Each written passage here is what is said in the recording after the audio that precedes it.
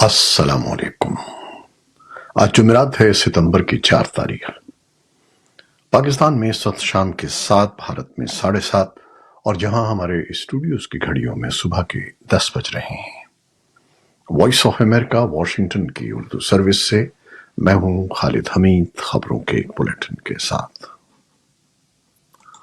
پاکستان میں حزب اختلاف کے ایک اتحاد نے بلوچستان کی بگڑتی ہوئی صورتحال پر کثیر الجماعتی کانفرنس اور گرینڈ ڈائیلاگ کا مطالبہ کیا ہے۔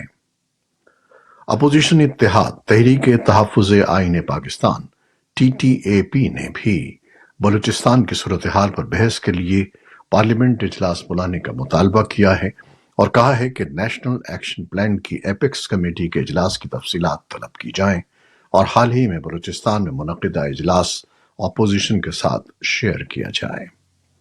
اپوزیشن نے امن و امان کی صورتحال پر پارلیمنٹ کے مشترکہ اجلاس بلانے کی درخواست جمع کرا دی ہے اور آئندہ ہفتے اس کے انعقاد کا امکان ہے۔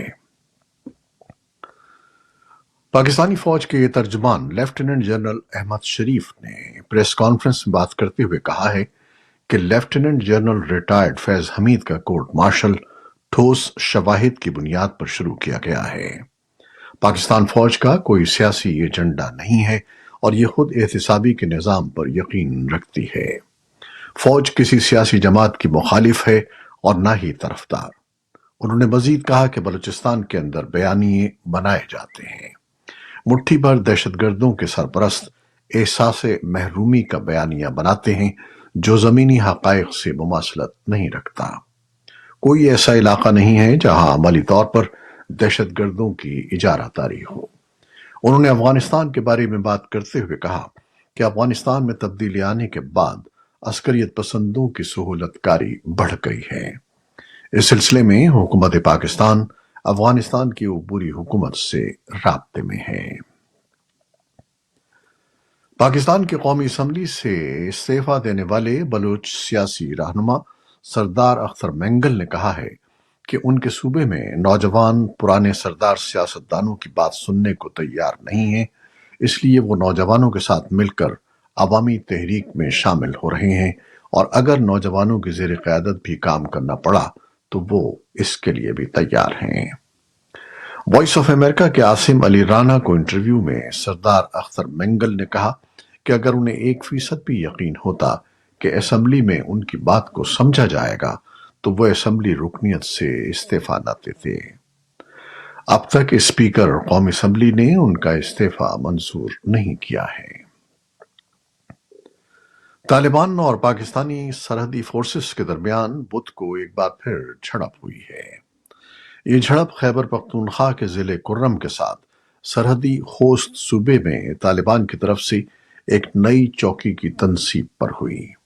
دونوں اطراف کے ذرائع نے تصدیق کی کہ جھڑپیں اس وقت شروع ہوئیں جب طالبان جنگجو پاکستان کے ساتھ سرحد پر ایک نئی پوسٹ قائم کر رہے تھے جب وہ پاکستانی فورسز کے حملے کی زد میں آ گئے۔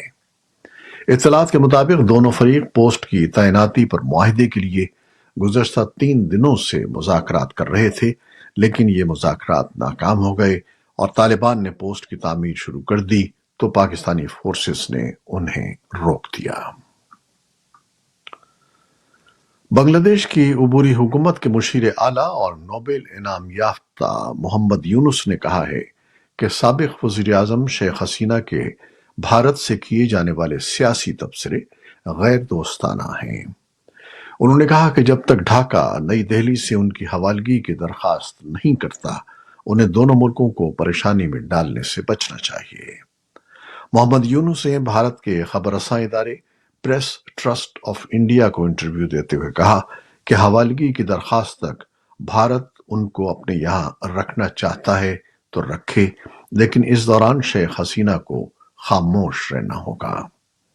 شیخ حسینہ نے 13 اگست کو ایک بیان دیا تھا جس میں انہوں نے انصاف کا مطالبہ کیا تھا اور کہا تھا کہ جو لوگ دہشت گردانہ کارروائیوں اور لوٹ مار میں ملوث رہے ہیں ان کی جانچ کر کے انہیں سزا دی جائے۔ بنگلہ دیش میں طالب علموں کی زیر قیادت 1 ماہ قبل ایک تحریک کے نتیجے میں وزیر اعظم شیخ حسینہ کو اقتدار چھوڑ کر भारत जाना पड़ा था। झड़पों में 600 से ज्यादा अफराद मारे गए। नोबेल इनाम याफ्ता मोहम्मद यूनुस की क़यादत में एक नई उभरी हुकूमत ने इक़्तिदार संभाला है। उनकी काबीना मुल्क के नौजवानों के मुतालबात को पूरा करने और सलामती को यकीनी बनाने की कोशिश कर रही है। मोहम्मद यूनुस आवाम से सब्र की दरख्वास्त कर रहे हैं और अभी इलेक्शन की कोई तारीख तय नहीं हुई है। इसराइली वज़ीर दिफा योव गैलेंट ने बुध के रोज कहा कि फौज को मकबूजा मगरबी किनारे में फलस्तीनी अस्करियत पसंदों पर हमला करने के लिए अपनी मुकम्मल ताकत इस्तेमाल करनी चाहिए। गैलेंट ने अपनी वजारत की तरफ से जारी करता एक बयान में कहा कि दहशतगर्दी के दोबारा सर उठाने के पेश नज़र मगरबी किनारे के इसराइली नाम यहूदिया और सामरिया से दहशतगर्दी तंजीमों को खत्म कर रहे हैं। अमेरिका मगरबी किनारे में तशद्दुद की मुखालिफत कर चुका है और उसने मगरबी किनारे के बाज़ अफराद और इदारों पर सफ़र की पाबंदियां भी आयद की हैं। फ़लस्तीनी वज़ारत सेहत के मुताबिक गजा जंग के आगाज से अब तक इसराइली फ़ौजियों या आबादकारों ने मगरबी किनारे में कम अज़ कम 661 फ़लस्तीनियों को मौत का शिकार किया है। इसराइली हुक्काम के मुताबिक इसी अरसे के दौरान फ़लस्तीनियों के हमलों में फौजियों और पुलिस एहलकारों समेत कम अज़ कम 23 इसराइली हलाक हो गए हैं। रूस के सदर व्लादिमीर पुतिन ने जुमेरात को कहा कि वो यूक्रेन के साथ बातचीत के लिए तैयार हैं, जबकि इससे कबल कर्स के इलाके में कीव की जारहियत के दौरान उन्होंने मुज़ाकरात की तजवीज़ को मुस्तरद कर दिया था। व्लादिवोस्तोक में शहर में रूस के ईस्टर्न इकोनॉमिक फोरम में सवाल जवाब के एक सेशन से खिताब करते हुए पुतिन ने कहा कि रूस मुज़ाकरात के लिए तैयार है, लेकिन ये मुज़ाकरात मॉस्को और कीव के मुज़ाकरातकारों के दरमियान सन 2022 में इस्तांबुल में तय पाने वाले समझौते की बुनियाद पर होंगे। क्रेमलिन ने बारहा ये दावा किया है कि रूस और यूक्रेन सन 2022 के मौसम बहार में एक मुआहदे पर पहुंचने के करीब थे। चीनी रहनुमा शी जिनपिंग ने अफ्रीका के लिए अगले 3 सालों में $50 बिलियन से ज्यादा की माली इमदाद और बर्र-ए-आज़म में कम से कम 1 मिलियन मुलाजमतें पैदा करने में मदद का वादा किया है। शी ने यह ऐलान बीजिंग में एक बड़े सरबराही इजलास की इफ्तिताही तकरीब से खिताब के दौरान किया, जिसमें दर्जनों अफ्रीकी रहनुमा जमा थे। वो चीन के साथ बर्र-ए-आज़म के इक्तिसादी और सियासी ताल्लुकात पर तबादले ख्याल के लिए इकट्ठे हुए थे। सदर शी ने कहा कि इस रकम में 210 बिलियन युआन क्रेडिट सहूलियात और 80 बिलियन युआन मुख्तलिफ किस्म की इमदाद पर मुश्तमिल होंगे, जबकि चीनी फर्मों को कम अज कम 70 बिलियन युआन की सरमायाकारी की तरगीब दी जाएगी। और अब कुछ मुख्तसर खबरें। चीन ने फिलिपाइन, जापान और ताइवान के करीब हालिया समुद्री और फजाई कार्रवाइयों में इजाफा किया है, जिसे मुबसरीन बीजिंग की तरफ से अमेरिका की इंडो पैसिफिक खित्ते में अपने इत्तेहादियों की हिमायत के अज़्म को जांचने की एक कोशिश करार दे रहे हैं।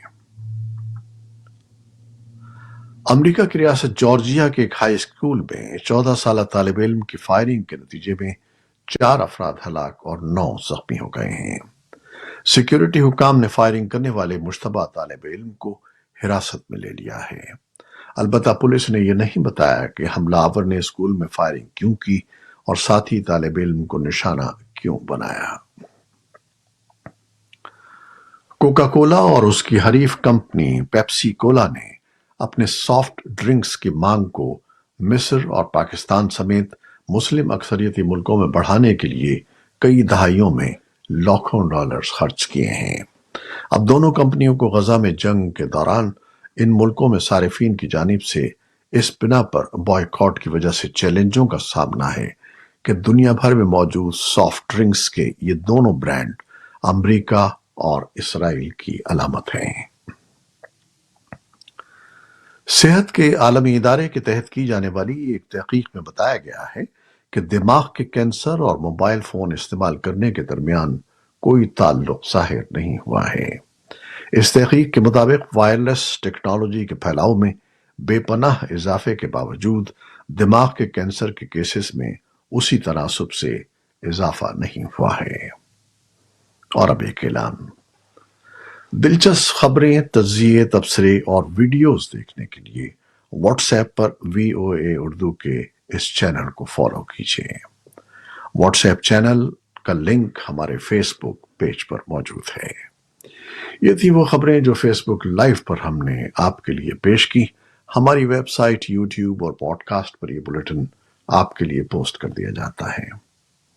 آپ ہمارے بلیٹن کو شیئر کرتے ہیں اور اپنے کمنٹس میں اپنی محبتوں کا اظہار کرتے ہیں، جس کے لیے ہم آپ کے بے حد ممنون ہیں۔ اپنی ان محبتوں کو جاری رکھیے گا۔